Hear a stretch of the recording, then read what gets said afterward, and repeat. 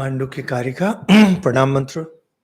Om Bhadram Karne Bhishinuyam Deva Bhadram Pashe Makshabhirya Jatra Sthirairange Stushtuvagung Sastanubi Vyashema Deva Hitam Yadayu Swasti na Indro Vriddharshava Swasti na Pusha Vishwaveda Swasti nastakshyo Aristanemi Swasti no Brihaspati Dadhatu Om Shanti Shanti Shanti Hari Om.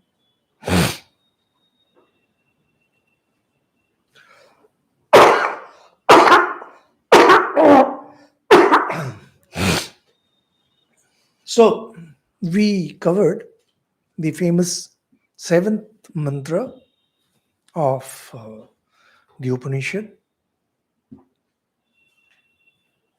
Very famous. Nanta Pragyam Na Bais Pragyam. Today we name this topic Beyond Mind because Mandukya Karika is about consciousness. What is consciousness? Consciousness has nothing to do with mind. The best and the nearest that comes, say, between consciousness and mind is in Raj Yoga, where mind is seen as a reflection of consciousness. However, in Mandukya Karika, which is based on Mandukya Upanishad, mind will be seen as its three states of waking, dream, and sleep. So dream is a state, and by sleep we will mean dreamless sleep. Waking, sleep, dream, the three states. What is mind? It is characterized by these three states. What is consciousness? What is Atman? That which is beyond these three. That is that which is beyond mind. It's very important, extremely important to understand mind and consciousness. Consciousness, as we understand, we in India, we in Vedanta, we in Hindu religion, it is not related to this mind, to this world in any way. At best, you can say that mind is mere reflection. It's just a reflection.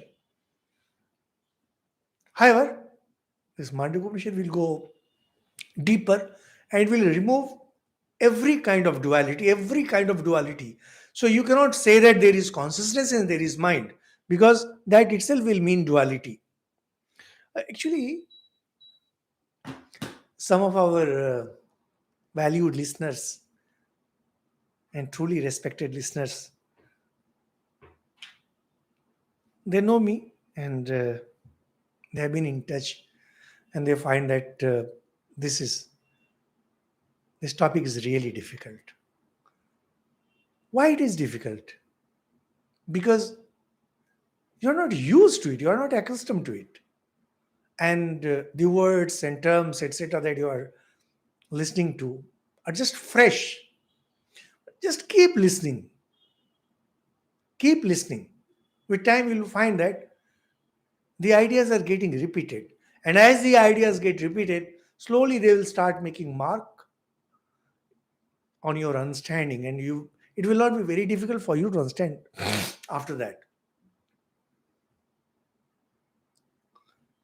Mind means the three states: waking, dream, and sleep. Consciousness is that which has nothing to do with these three states. However, since we are aware of these three states, we are aware of these three states, what this Upanishad says is that consciousness, Turiya, Atman, it is the substratum, it's the base. It's like the ocean on which you have the waves. How real are the waves? It depends. It depends on your understanding. It depends on how you want to look at things. But actually, waves have no reality, absolutely no reality. What we are going to discuss now and now onwards, as I told you maybe one or two classes earlier, it can be extremely unsettling. The kind of belief, the kind of faith with which we have grown, as I was narrating when I heard these Upanishad way back in 86 for the first time, even I was kind of shaken. And unless you are well grounded in your life, in your spiritual life, Mandukya Upanishad can unsettle you terribly. Now, this Karika is an explanation to the Upanishad. Now, Upanishads themselves are records of realizations. The masters, the great sages, not one, mind it, the great sages realized the truth. They passed it on to their disciples and they just recorded it. Every time we are coming across a mantra means the Upanishadic statement. Vedas and Upanishads are known as mantras, and everything else is known as shlok. So we don't say shlok of the Upanishad. Now, every mantra of the Upanishads, they are truth, but they need explanation. And through explanation, the whole thing is made as rational, as coherent as they can be. They're not trying to prove anything because they're discussing something that cannot be proved. The moment we use the expression that consciousness is beyond mind, now what is beyond mind? How can you talk of something beyond mind? This idea itself is so explosive that most scientists will not even want to discuss on this. Now, it does not matter whether you discuss or not. How does it matter? Think of, say, Darwin's theory of evolution. How many people accepted his theory? But now it's more or less accepted by everyone, excepting for some states in America. Americans are very strange people. They consider themselves extremely scientific and rationalist, and they're not even willing to accept that Earth was created much more than 6,000 years ago. Because according to Bible, Earth was created around 4,000 BC. And Darwin's theory of creation is a strict no. This is not the way to talk. In India, we don't have issues with such things. The domain of science belongs to science. The domain of spirituality belongs to spiritual leaders. We don't let one overlap the other's field, the other's area of expertise. And we accept both. That means spiritual persons have no difficulty in accepting scientific things, scientific truths, and science has absolutely no difficulty in accepting spirituality. Now, when we mention that Nanta pragyam na bahis pragyam, now one question was asked that there was no pragyam. Pragya normally means consciousness. However, in that mantra, Nanta pragyam na bahis pragyam, na ubhayata pragyam na pragyan ghanam, na pragyam na apragyam. What is the meaning of pragyam? Because pragyam normally means consciousness. Now, because so many things are being discussed here, Acharya Shankara comments pragyam as the power to see the whole thing, the entire thing in one go. Now, this is something which this power belongs to God. Normally, as we understand. So, this Turiya is not God because God also belongs to the world of mind. So disturbing, huh? Can you imagine?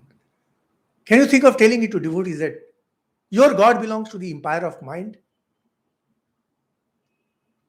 there will be bloodshed, particularly if you talk to followers of a particular religion.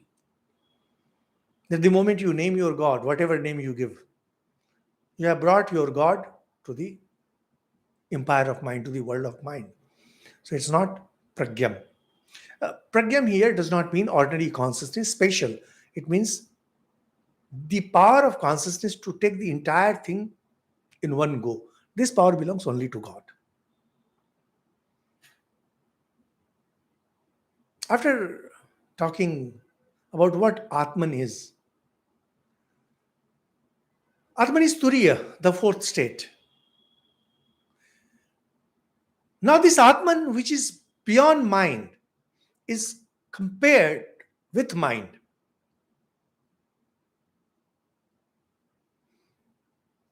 In the previous class, towards the end, there was a question that if we go in that state of silence, complete peace, is that Turiya? That was not really a very intelligent question, because that belongs to waking state, or at best between waking and dreaming. That is Ubhaita Pragyam. However, Karika number 10 begins, and Karika 10 to 18 is about the difference between Atman and mind. What's the difference between Atman and mind? And how Atman is not mind? Means that which is beyond mind has nothing to do with mind. This is a very interesting section. Very interesting section. However, you need to keep in mind that what we are discussing about mind here is not the normal discussion regarding mind.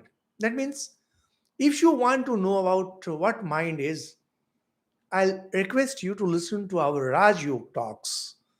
In the playlist, you will find Raj Yoga, and there you can listen on that topic. What is mind? Here, by mind, we mean the three states: waking, dream, and sleep. Atman has nothing to do with these three states. So these three states are in the mind.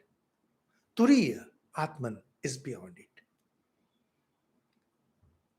What exactly we mean by beyond has been mentioned in seventh mantra, and how that beyond is related to the mind will now be discussed. So it's a very, very interesting discussion. Begins Gaudapada. Just for your convenience, I can just mention one or two common terms. First is the waking, Vishwa.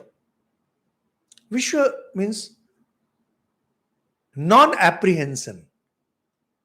We will just be, so okay, when it comes, we will discuss. First, they are talking about what happens if you realize Atman. Nivritte sarva dukkhanam ishana prabhurabhyah advaita sarva bhavana devasturyo vibhu smrita. If you chance to interact with sadhus and mahatmas of Uttarakhand, that means Haridwar and above, they love studying Mandukya Karika, and they love much more to quote from Mandukya Karika.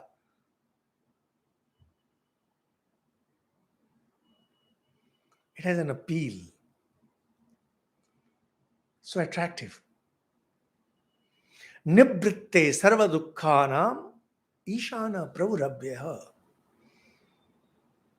Turiya. Turiya, the fourth state, which is not really a state, is the changeless ruler. It never changes. Unlike mind, which is sometimes working as the waking, sometimes as sleep, and at other times as dream. Turiya never changes, never. As a changeless ruler, a ruler who never changes. Unlike, say, in India or in America, head of the state changes, president changes, prime minister changes. Not Turiya, it never changes. So what? Why should I go for it? Nivrite sarva dukkhanam. Being the king. It is capable of destroying all your miseries. Are you miserable? Are you in pain? Do you ever feel sadness? Do you ever feel sorrow? How to destroy? The way king can remove your miseries. I mean, misery born of poverty. Just like that, Advaita, Turiya can remove all your memories once and for all. What is misery? By misery, I am using the term misery, which will mean sadness, sorrow, pain, all those words taken together, because the general term is dukkha. Sanskrit words do not have exact equivalent in English. So, my one request to my dear audience, listeners, for example, there is Shubhendu Bhattacharya. Now, please listen, okay? Don't ask questions. In case you have questions, mail us to ishrkm@gmail.com. And my second request is, if you really have questions, please listen from talk number one. Don't come barging in. It's a very bad form of learning, very bad form of discussion. I have to keep the chat open because of various reasons. Uh, I'll request you. I'll request your sensitivity. I'll request your sensitivity not to move from the topic. It disturbs me, it disturbs the topic, it disturbs the listeners, and it does a great injustice to the Upanishads. Buddha, Buddha, Buddha will understand Upanishads.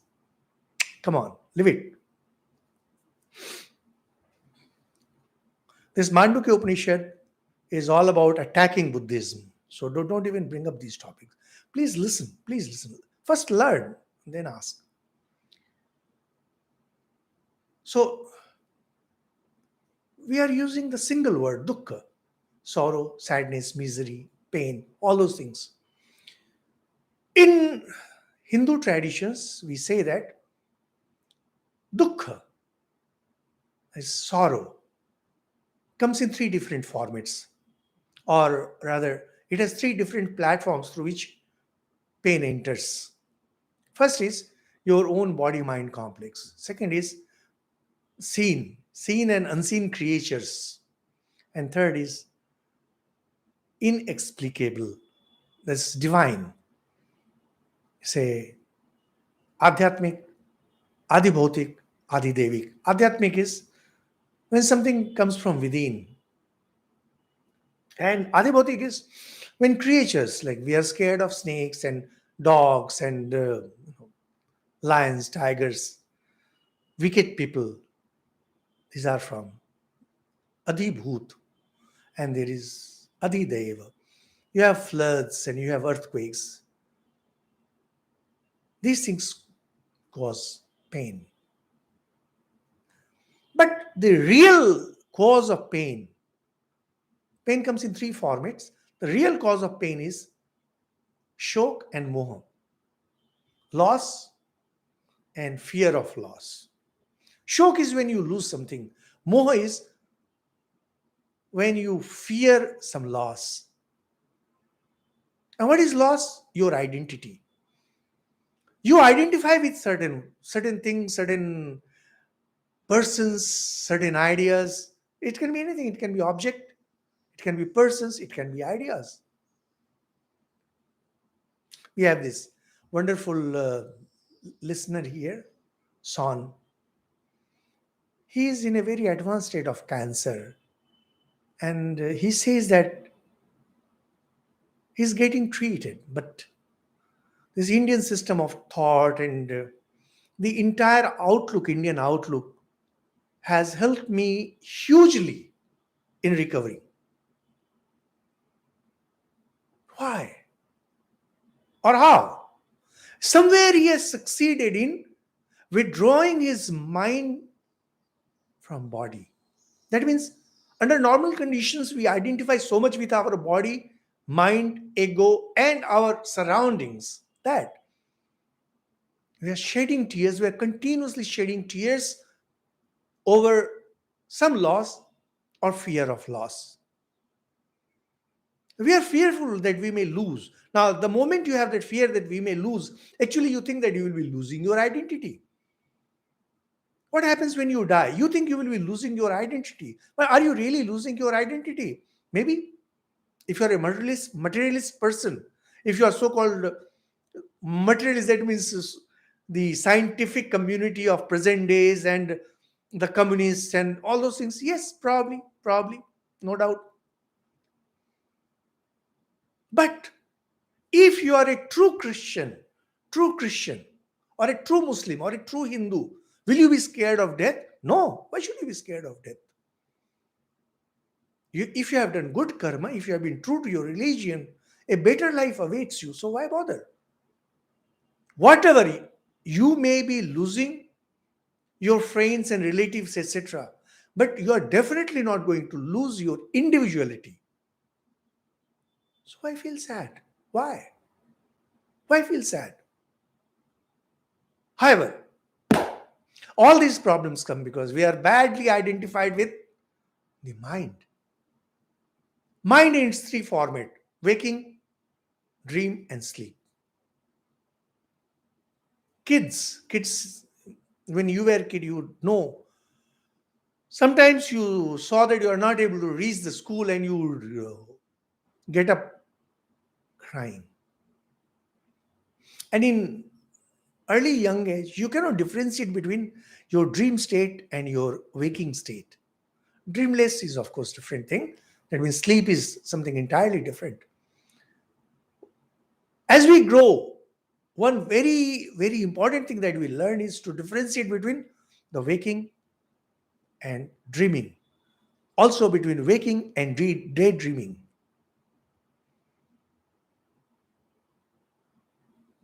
Daydreaming and dreaming, they are equally bad.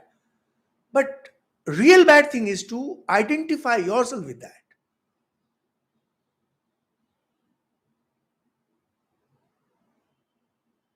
Now, how to get rid of that pain? The three platforms or the three cannons that are fired at us, which cause pain: Adhyatmik, Adibhotik, Adidevik, and resulting in shok and moha. A cyclone comes and your house gets blown away. Naturally, it's not only about getting attached to the house. Now you have to build a new one and you don't have money. You will naturally have pain. You will naturally feel sad about it. But how sad and for how long? This is what Karika says. Nivritte sarva dukkhanam ishana prabhurabhyaya. It is it is capable of destroying all miseries. Just let me tell you one very popular story that I think all of you know. Sri Ramakrishna narrates it, but it's a very popular story in Indian lore, that there was a fakir, and once Emperor Akbar met that fakir and was impressed and told that, in case you need something, come to me. I'll fulfill all your demands. So one day fakir came, he needed some money to build a mosque or shelter or something. And I found that Akbar, he was praying, "Oh God, give me more wealth, give me this, give me that." So fakir got up to go back, to go away. So Akbar saw that and indicated that, wait. Fakir waited.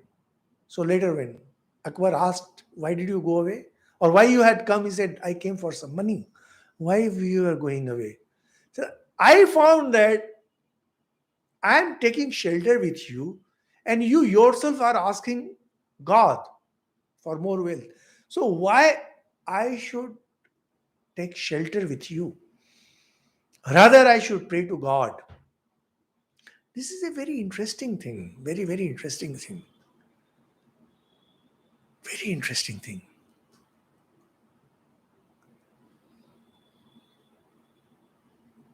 When you fall ill, should you go to God or to a doctor?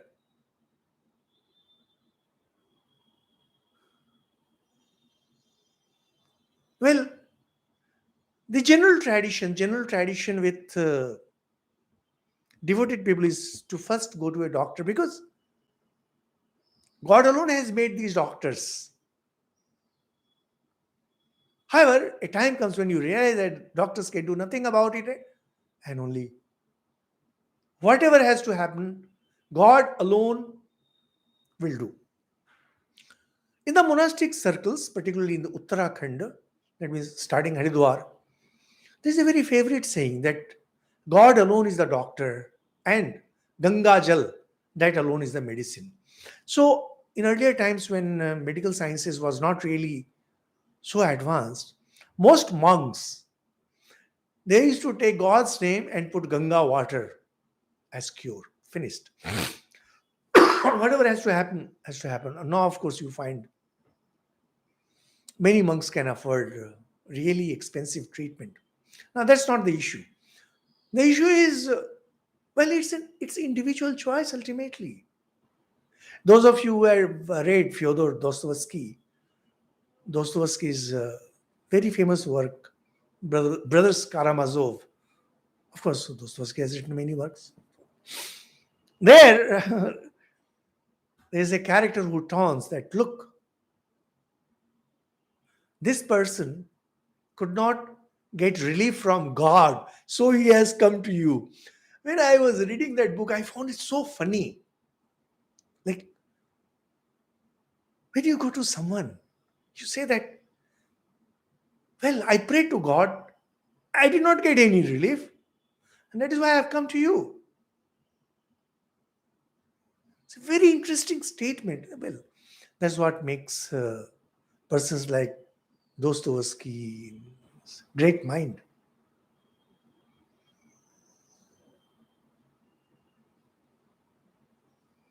Whether it be a person like Tolstoy, Dostoevsky, Chekhov, they're really great minds because they see things differently. Normally, we say that when medicine doesn't work, doctors do not work, you go to God. Dostoevsky is putting entirely differently. However, nivritte sarva dukkhana ishana prabhu abhyaya is a changeless ruler. When it comes to rooting out the evil, rooting out misery, is the Lord. Well, these are shlokas and mantras. Do we need to believe this? Yes.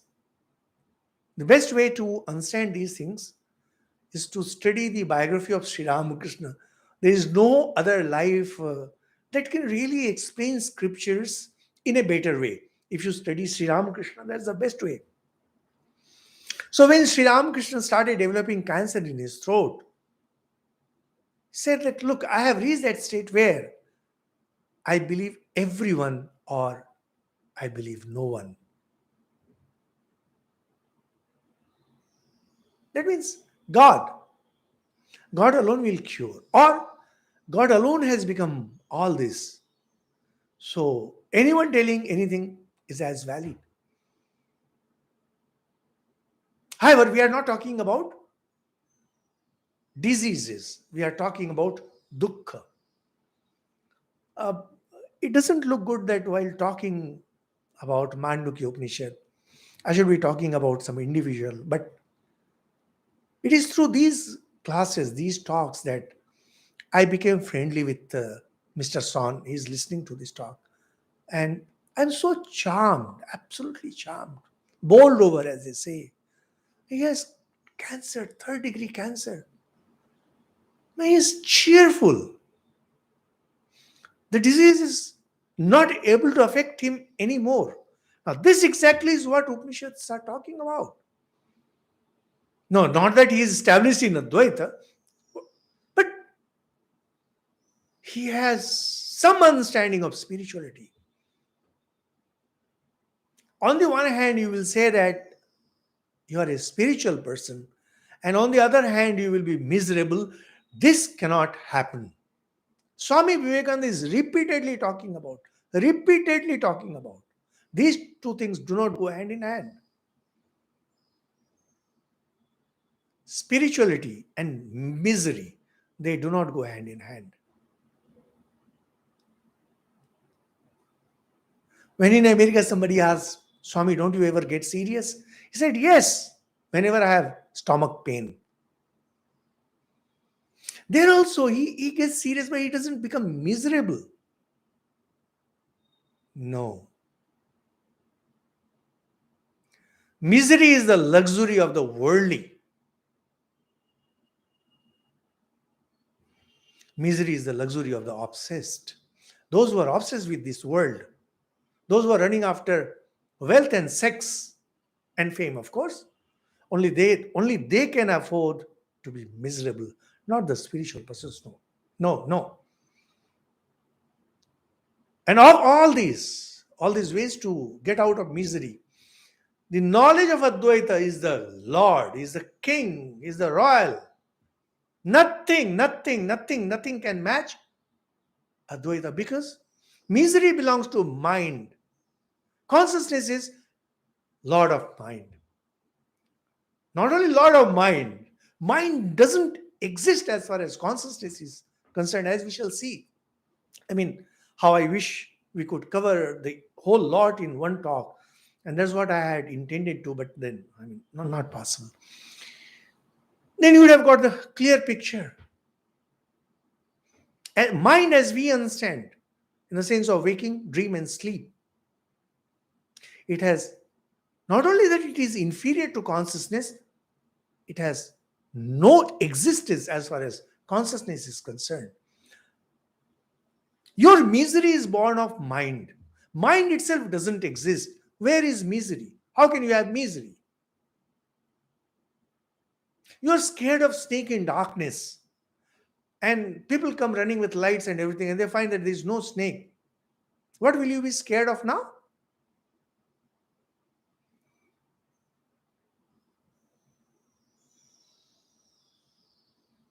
The world is all about misery. We love misery.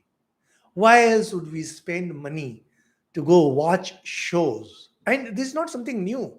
Even during Roman theaters, this thing was there, and in the dialogues of Socrates, you find that people pay to see tragedies. Isn't it tragic?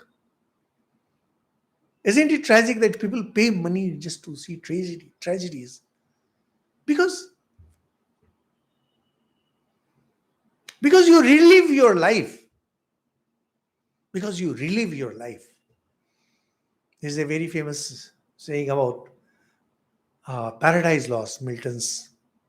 I think Dante's Divine Comedy. I'm mixing up. She says that when this Divine Comedy was painting, Dante was painting, yes, it was Dante's work.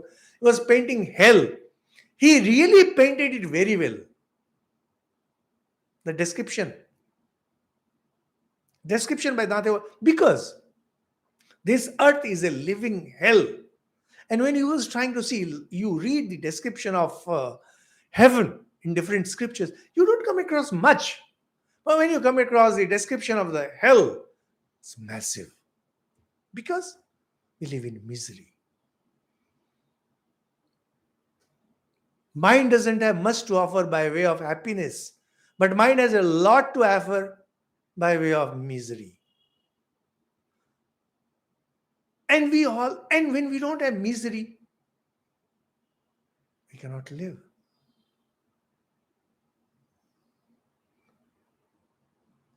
We cannot live. And our plight would become so bad that if there was only happiness,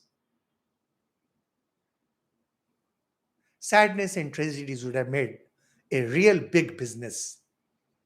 Because we love to shed tears. And if we don't have any valid reasons, we create reasons. Those of you who might have read Tia, my book, Tia, know that there are lectins. They just find any reason to shed tears. That's our way of life.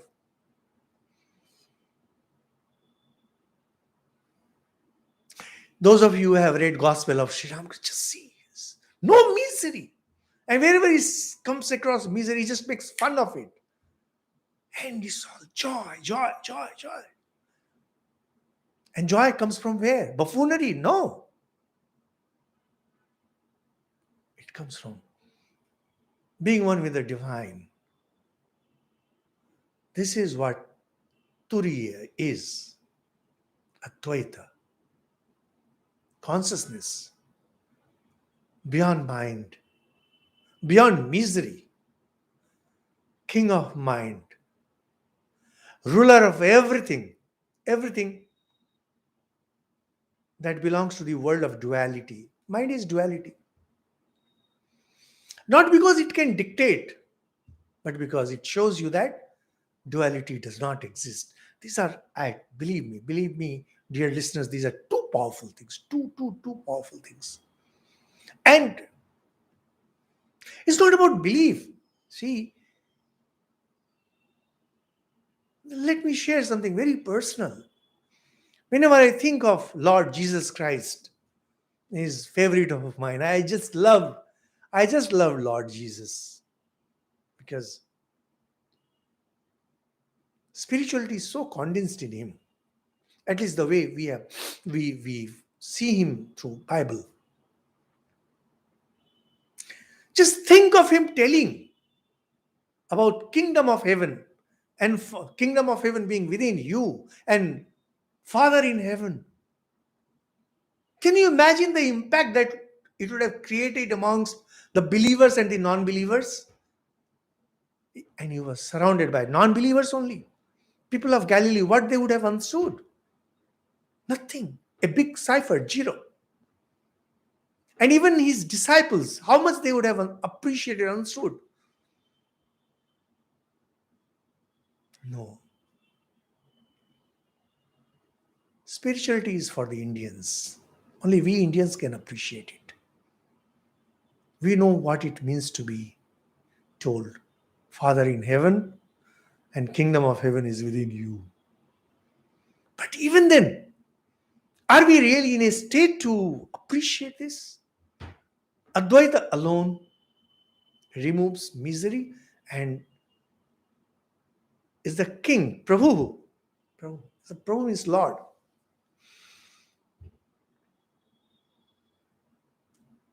And why? Advaita sarvabhavanam devas turiyo bhivu smritaha. All other entities other than Turiya, that is pure consciousness, they are unreal, absolutely unreal. Waking is unreal, dream unreal, sleep unreal. Because you will have to wake up. In Ramayana, Valmiki, the great sage poet, came up with a wonderful character of Kumbhakarna, who would sleep for 6 months, get up for a day, eat well, and sleep again. See his pathetic plight. I mean, that's the beauty of poets. They can create characters which have no resemblance in the real world. However, we have resemblance here that he slept for 6 months, but he had to get up. That means even the deep sleep state is unreal. You have to come to the waking. And you may see a beautiful dream, dreaming of this and dreaming of that, but you will have to wake up. And however active you may be, you may be like a dog whose tail is on fire. But you will have to take rest. You will have to sleep. And your mind has to go into a dream state. Without it, it will not find any peace. So unreal. Ever changing.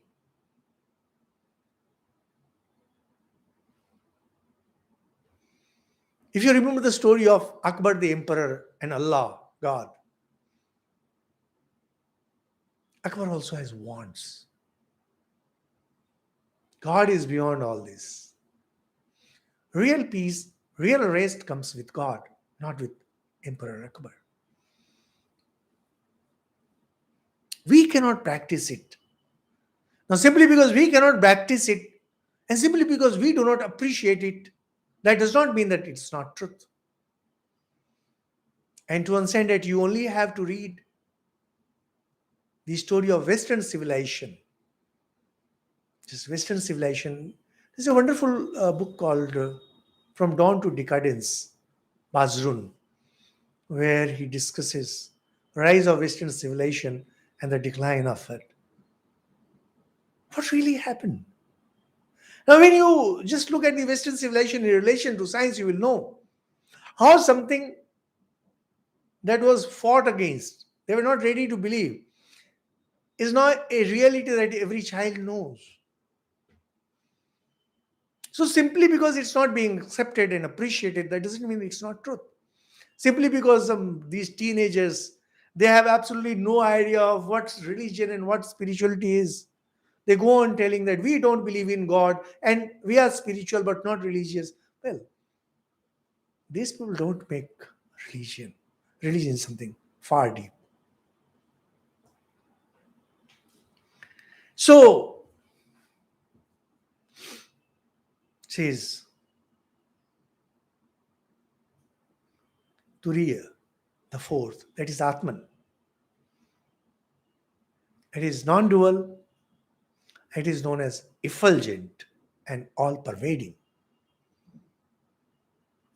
This is not something coming from logic, it's a reality that's been described. Anyone who has experienced that, anyone who has experienced that knows it. Acharya Shankar says that Turiya, that is Atman, it lights up everything. This is an expression you find in every Upanishad. That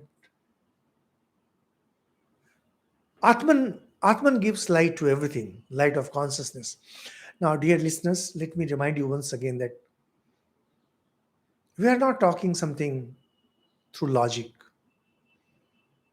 We are telling you a truth. Truth that was experienced by the masters. There's a very funny story about Marco Polo. It is said that on his voyage all around, he reached China and he was kind of surprised to see Chinese civilization. And he saw lots of things and then he wrote books. And people thought that he was mad. He was crazy. His head had gone wrong and he was put into jail so that he could be kept separate from the common man. And then he was asked to kind of apologize, telling that you just say that these are all your imagination. Marco Polo that says, look, I've not even written 10% of what I have seen. This alone has unsettled you. Imagine what will happen if I write everything. I'd read somewhere. See, now I'm getting old now. I don't remember all the references, but the ideas remain. What these masters have seen. Now, simply because we have no idea, we haven't seen, we have no experience, we feel that these are correct and we come up with a question. Is it scientific? Very much scientific. Absolutely scientific. How scientific? You practice and even you will see it. Can there be anything more scientific than this? Is that because it's the light of everything, because it's pure consciousness. It is Vibhu. Vibhu means all pervading, and Prabhu means the Lord. It's Prabhu and it is also Vibhu.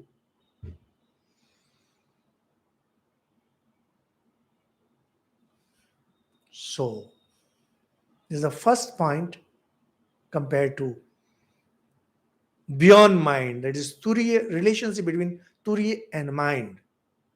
Mind creates misery. Turiya erases all kinds of misery. And now, uh, Karika number 11 onward, that was Karika number 10. Relationship between Turiya and the other three states of mind. This will be discussed.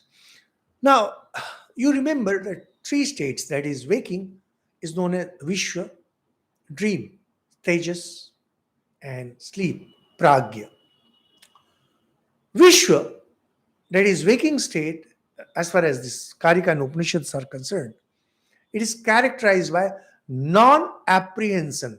The term Acharya Shankar will be using non-apprehension, agrahan of the reality. In this waking state, here is my pen. I see this pen as pen. You will see that, well, I am apprehending things correctly. I am comprehending it correctly. But no. One who knows Brahman, one who has Atma Gyan will say, no. It doesn't have any individuality as a pen. Its true identity lies in its universality as pure consciousness. In reality, it is Atman. As a pen, it's just like a wave on the ocean. So, waking state, this was earlier it was already explained that waking state is Bahispragyam, where consciousness becomes externalized. So, there is non apprehension. In Tejas, there is misapprehension. In dream state, you get things wrong, completely wrong. And there is Pragya, that is sleep state, that is more interesting, is non-cognition. I mean, those of you who are interested can just note down these words. Non-apprehension, misapprehension, and non-cognition. Very important terms because we will be using this. However, because in first two, waking and dream, the word apprehension is there, although it is non-apprehension. Non-apprehension is not in the sense of non-cognition. Non-apprehension in the sense relative truth. We get relative truth in the waking state. We get relative truth in dream state. So, waking state and dream state are superior to sleep state. Because in sleep state, there is no apprehension. Because there is no cognition. Your mind is not taking either the truth or the untruth. It's a very interesting thing. Because sleep, that is pragya, is a state of complete unawareness. And also pragya, that is sleep, is the mother of other two states. We will be discussing all this. We are just giving you a general idea, general introduction to this. And as mentioned, Turiya is not at all a state. So, nor it is antecedent or subsequent to any state. Now, waking is followed by sleep. Waking is followed by dream. Dream is followed by sleep. Sleep is again followed by dream and by waking. Turiya is not a state. Why? Neither it has any antecedent nor it has any subsequent. You remember from day one that we have been discussing Mandukya, we repeatedly said that Turiya is not a state. Turiya is completeness, the way this coin. It's not the fourth part, but it's the whole. So it's like unrelated ground of the other three states. It's just like ocean and the waves. Just think of ocean and three waves. Because not three waves actually, these are three states. So you can think of three major waves. And within each of those waves, there are wavelets. Surprisingly, in these verses that we will be continuing, the waking state, Vishwa, is equated with the dream state. So sometimes they will be mentioning Vishwa as dream. Because here also there is misapprehension of truth. Dream is misapprehension of truth. Now see, this is a very interesting concept. When you dream, when you are dreaming,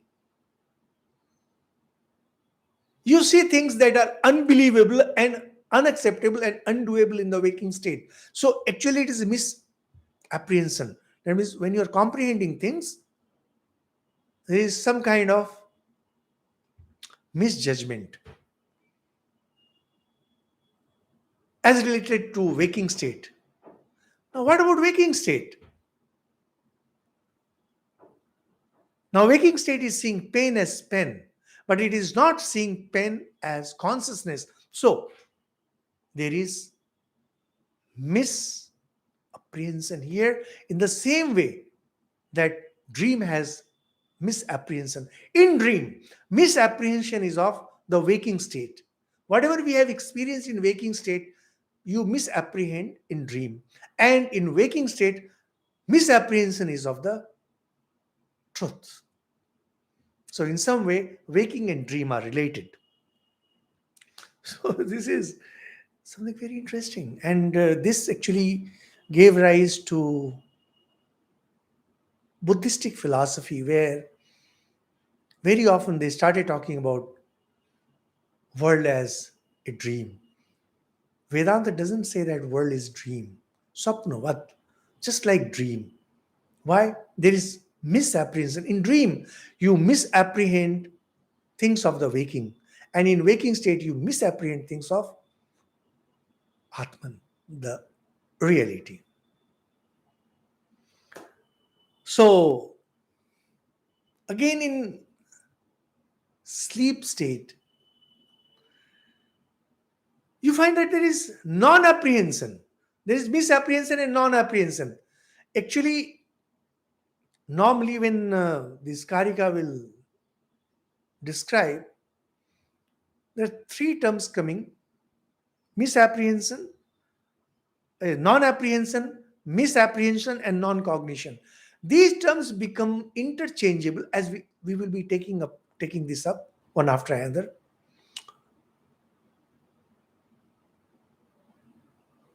What they mean to say that all these three states, they are bound by cause and effect, cause and effect, cause and effect. Yes, Javmala Mukherjee has written it beautifully. Those of you who charts are on, you can see. However, this is not fixed because these terms will get interchanged.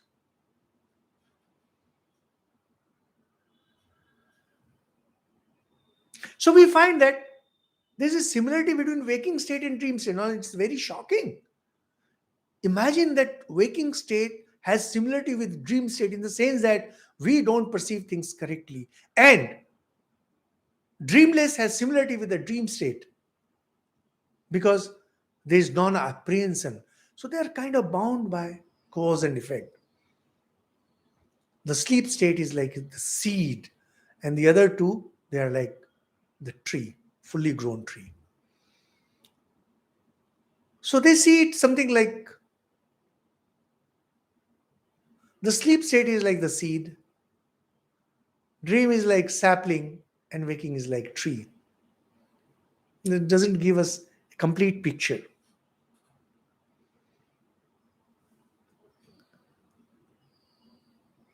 However, Turiya is completely beyond all this.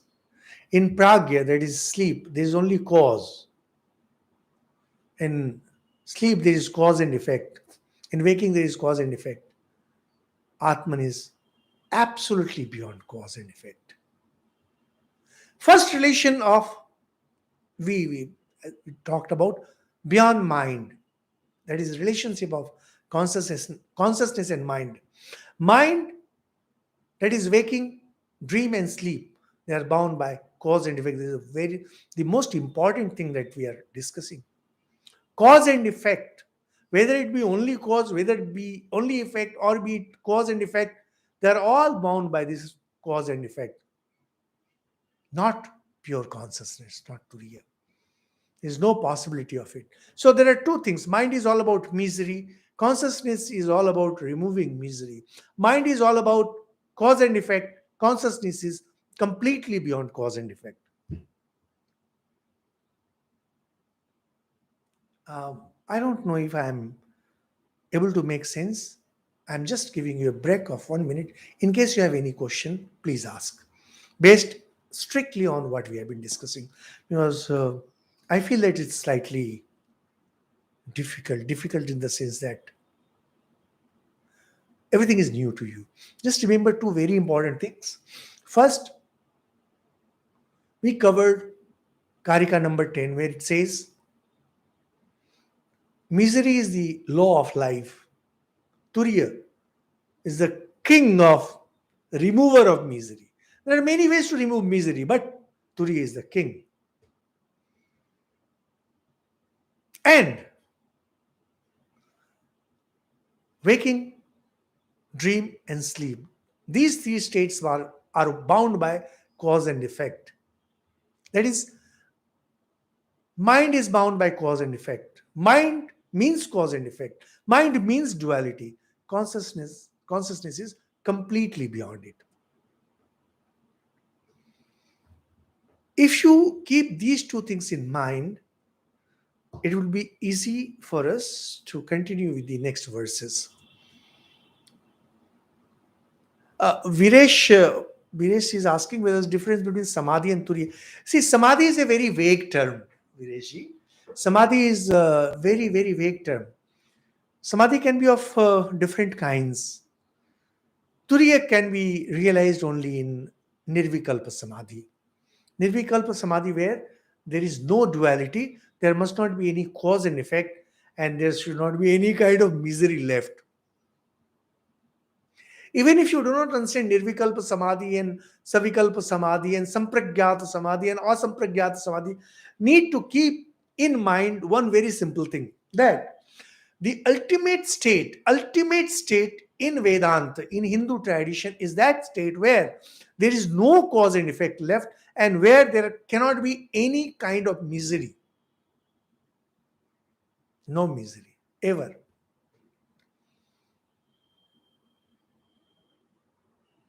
So, Samadhi is Turiya, because once your mind reaches Nirvikalpa Samadhi, you become one with Atman. You realize that you are beyond all this.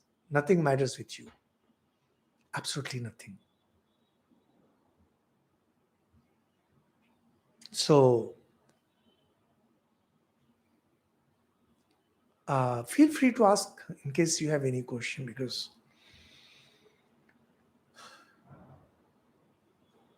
anyway, so we can cover this Karika number 11. We have 2-3 minutes time. In case you have, you can ask. No problem. Just remember two things. Turiya removes all misery. When it comes to removing misery, Turiya is the king. Second, mind is bound by cause and effect. Consciousness is beyond mind because there is no cause and effect. कार्य कारण बद्धो ताविष्येते विश्व तेजसो प्राज्ञा कारण बद्धस्तु दो तो तूर्ये न सिद्ध्यतः.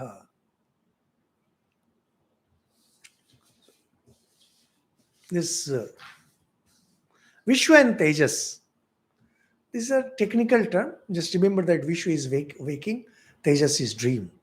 Vishwa and Tejas are conditioned by cause and effect. They are the cause and there is also effect. And Pragya is conditioned only by cause. There is no effect in it because there is complete non-cognition. Had there been some kind of cognition, then you could have talked. So sleep is non-cognition, so it's pure cause, just like seed. However, in dream, there is apprehension. However, that apprehension is mistaken. Cause and effect. Same with waking, cause and effect. So, however, as Turiya is concerned, neither cause nor effect exist in Turiya. So Dr. Arindam says, if dream is like a seed, Maharaj, then flow of life is mostly decided in the sleep state, because when one wakes up, tree has taken shape. Pardon me for my ignorance. Actually, see, Dr. Arindam Saha, this Karika number 11 explains this. Karika number 11 says that there are two things, cause and effect. Effect is in the form of result, as we understand, and cause is that gives, that there's a reason behind the whole thing. That's like the fuel to that result. The reason is seed. So if you think of seed and the tree is the effect, seed is the cause. In case of Vishwa and Tejas, we have agrahan, anyatha grahan. These are two terms, very interesting. Agrahan. Agrahan is non-comprehension. And swapna is anyatha grahan, misapprehension.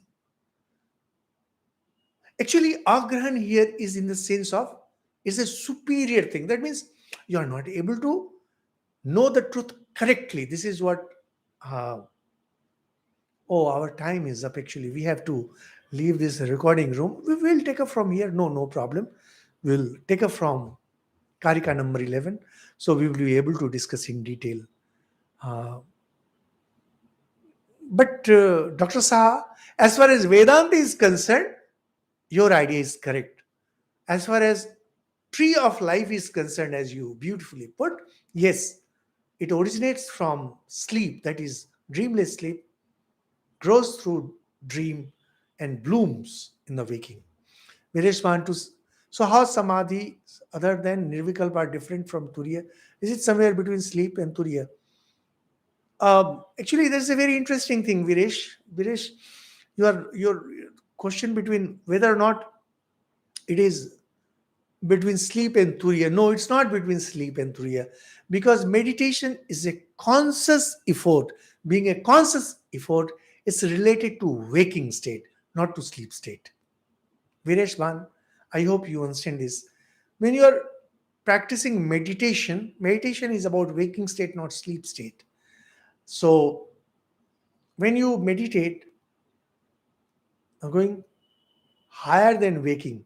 Now remember it, when we are talking about Turiya, we are not going towards susupti, we are not going towards sleep state. Actually, we go towards super conscious state. Waking is the best state.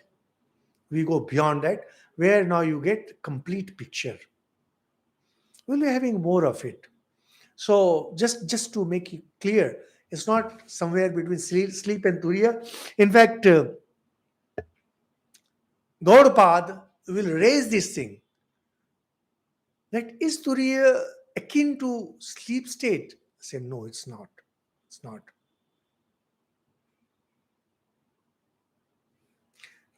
Just think, I had thought that today I'll cover 8 Karika. Time is up covering just one Karika. But anyway, these things are new for everyone. So you will have to have patience to understand all this. Thank you so much. Our time is